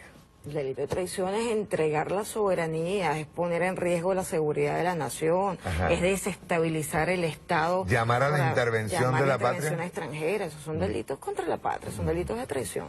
Es dar a conocimiento a una potencia extranjera secretos de la nación. O sea, son delitos que ponen en peligro no solo la seguridad del Estado, sino de la población civil que habita en ese...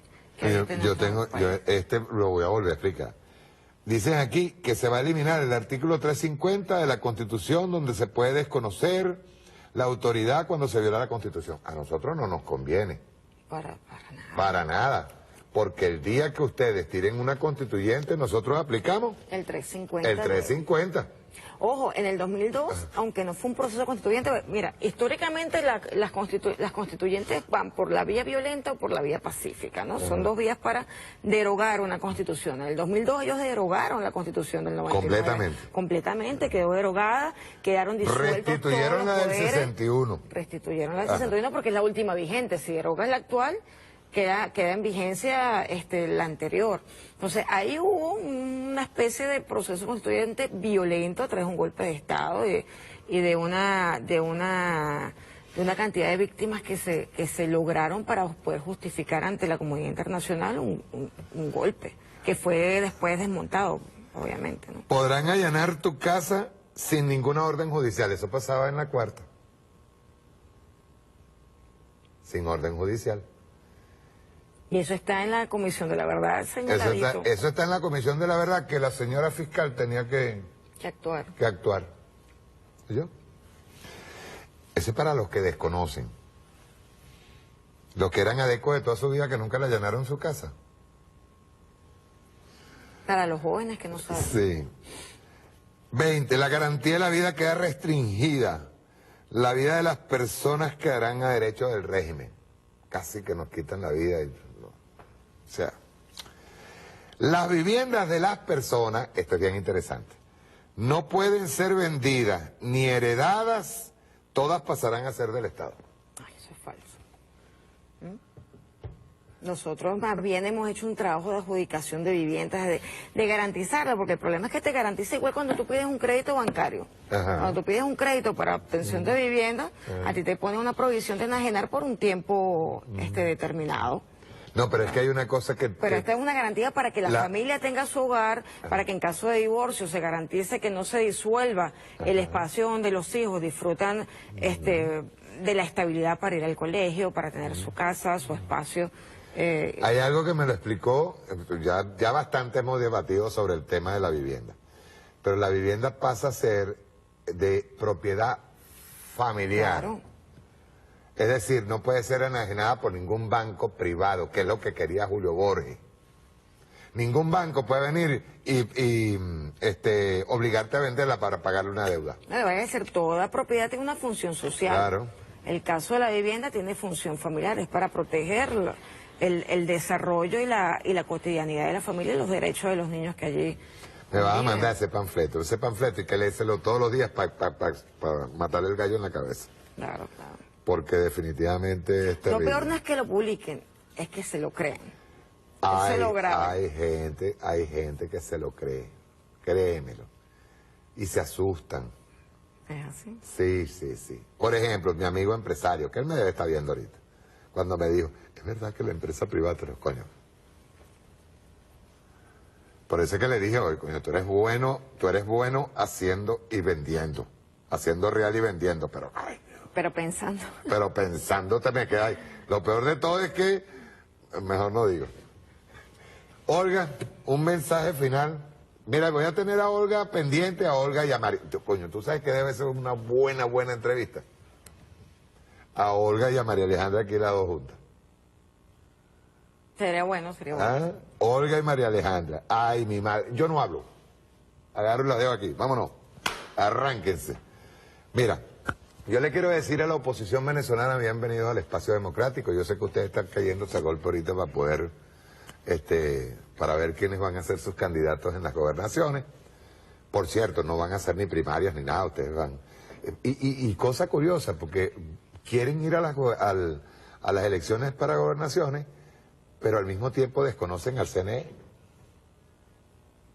Es curioso, ¿verdad?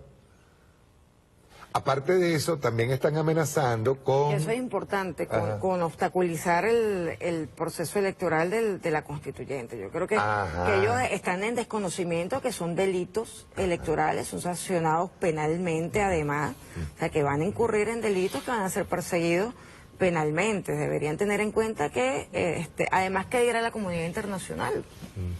Si ellos obstaculizan la elección libre, directa y secreta de los constituyentes. ¿Cómo es que le llaman el plan Quinta República, verdad?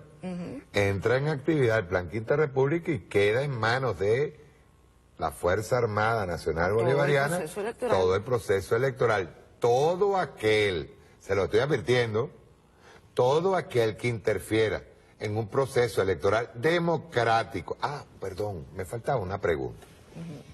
Ellos hablan de discriminación de sectores o que al sectorizar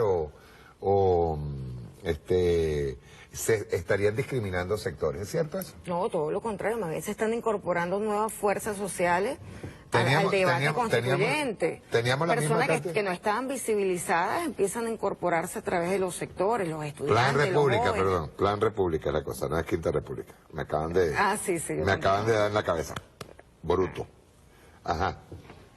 No, todo lo contrario, más bien se está dando espacio a sectores que estaban invisibilizados, que aún no estaban organizados para el 99, a que participen organizadamente. Estamos hablando de estudiantes, estamos hablando de indígenas más organizados, estamos hablando de las personas de la tercera edad, estamos hablando también de quienes no tenían registro, pero van a participar transversalmente, como los afrodescendientes, la comunidad sexodiversa, los especialmente capacitados. ¿Sabes qué fue emocionante el otro día en las postulaciones? Ver a la comunidad de sordomudos inscribiéndose en este sector de especialmente capacitados, porque ahora no es solo que reconozcan mi derecho, es que yo quiero participar políticamente, soy sordomudo, pero tengo derecho a decidir cómo van a ser las relaciones de poder, cómo vamos a hablar de la nueva organización territorial, cómo vamos a hablar de temas como Estado federal, como descentralización, cómo vamos a hablar del nuevo modelo económico. Es todo lo contrario. Lo que pasa es que en el 98 tuvimos esa oportunidad. No teníamos ni esta organización ni esta madurez como para que se incorporaran este sector redescubriéndose como sujeto político. Ojo, el sujeto constituyente de este momento son las fuerzas sociales que están emergiendo, que están intentando abrirse espacio en las relaciones del Estado, estableciendo cuál es su criterio, no solamente respecto a su sector, sino su opinión respecto a los temas de trascendencia nacional, que no estuvieron presentes en el 99, porque en ese momento pues no estaban visibilizados. Por tanto, no podían participar, se participó a través de los partidos políticos. Esta es una constituyente ciudadana, en que los partidos harán a lo mejor campaña por algunos candidatos, porque tampoco están fuera de la jugada política, pero realmente es una iniciativa popular. Yo fui postulada por iniciativa popular, tú también, o sea, estamos hablando de un nuevo proceso diferente al 99, inédito en Venezuela. O sea, tiene unas características que además van a ser, si fuimos luz para América Latina en el 99, ahora seremos faro para las naciones, porque estamos hablando de un proceso constituyente para derrotar la lógica de la violencia. La OEA, ¿qué tal estos resultados?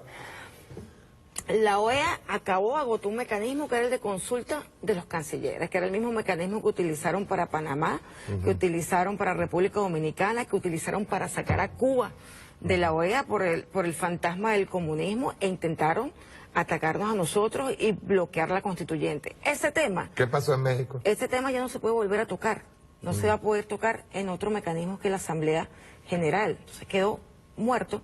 O sea, toda esa expectativa y los nervios de quienes estaban allí presentes, Gustavo Tobar, que agredió al vicecanciller, y de todos los que estaban allí, estaba Florido, estaban otros políticos, pues se desvaneció, se desinfló la posibilidad de que otra vez la OEA intentara meter su mano para determinar el destino de una nación. Estando en proceso de salir de salir de ese organismo, que un organismo ya de hecho la Cancillería... Ya ese organismo se agotó Se agotó. No, además que es un modelo, en la Carta Fundacional habla de democracia representativa, y nosotros superamos con creces Venezuela, Bolivia, Ecuador y Nicaragua, inclusive supera con creces el modelo representativo.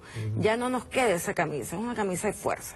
Tenemos que ir hacia el ALBA, hacia la CELAC, tenemos que reforzar otros mecanismos de integración. Estamos claros en que hacia allá tenemos que ir. La agresión de parte de México. Bueno, era de esperarse. Quedan como cipayos, porque el mismo Donald Trump dice que hasta los mexicanos van a pagar el muro, y ese gobiernito, porque es un gobiernito, que salga a hacerle el juego al imperialismo, es como muy cochino, ¿no? Sí, bueno, digamos que ahora en esta reunión de cancilleres de la OEA se dice Venezuela no es una amenaza para la región, no consiguieron los votos para decir que éramos una amenaza para nadie, como tampoco lo fuimos al Consejo de Seguridad cuando Estados Unidos en la ONU pidió ante el Consejo de Seguridad que se incorporara a Venezuela. Aquí se estaba ante la expectativa de esa reunión y se dijo allí, Venezuela no es tema de agenda de seguridad para las naciones, no es un tema para hablar de la seguridad, todo lo contrario. Todo lo contrario, hemos demostrado además que la OEA, con toda su conducta reciente, cuando dio un golpe de Estado interno, perdió toda credibilidad institucional. O sea, se dio un golpe a sí misma. No, y excelente discurso el de Delcy. No, excelente. Cuando ya se paró al final y dijo, además, nosotros ya no pertenecemos a esto. No, y les dejó una tarea, les dijo, hablen de temas migratorios, hablen de temas de democratizar la OEA, les dejo esto para que ustedes reflexionen y a lo mejor algún día puedan entender cómo se hace un espacio de complementariedad, un espacio de relaciones internacionales de respeto mutuo, de soberanía y autodeterminación. Eso sí les dolió. Sí. Hasta la madre. Muchas gracias, Olga. Gracias, Mario, por la invitación. Ya sabes que de ahora en adelante ya voy a invitarte varias veces ahorita con el tema de la constituyente. Por supuesto. A María Alejandra, que está en Bolivia, un abrazo desde aquí. Un saludo. Un saludo a María Alejandra. Estamos moviéndose duro. Claro. No, estamos además en foros constituyentes en todo el país. Estamos mañana, tarde, noche discutiendo y debatiendo con las comunidades, consejos comunales, consejos de trabajadores, en todos los espacios. Quería dejar una observación, ya que Estados Unidos anda preocupado de los narcotraficantes. Unos familiares de Santos, del presidente de Colombia, fueron detenidos con 800 kilos de cocaína. No sé. Veremos la reacción de la comunidad internacional y de la prensa. ¿Será tema para la OEA? No lo va a hacer. No lo va a hacer. Como no lo es México, como no lo es Brasil, como no lo es Argentina. Que en México muere personas a diario con el tema del narcotráfico. Ojo. Pero será tema, ¿no? 2 familiares del presidente Santos. 800 kilos. Muchas gracias, Olga. Gracias, Mario. Encantadísimo de tenerte aquí. Valdés. Chao. Nos vemos el sábado.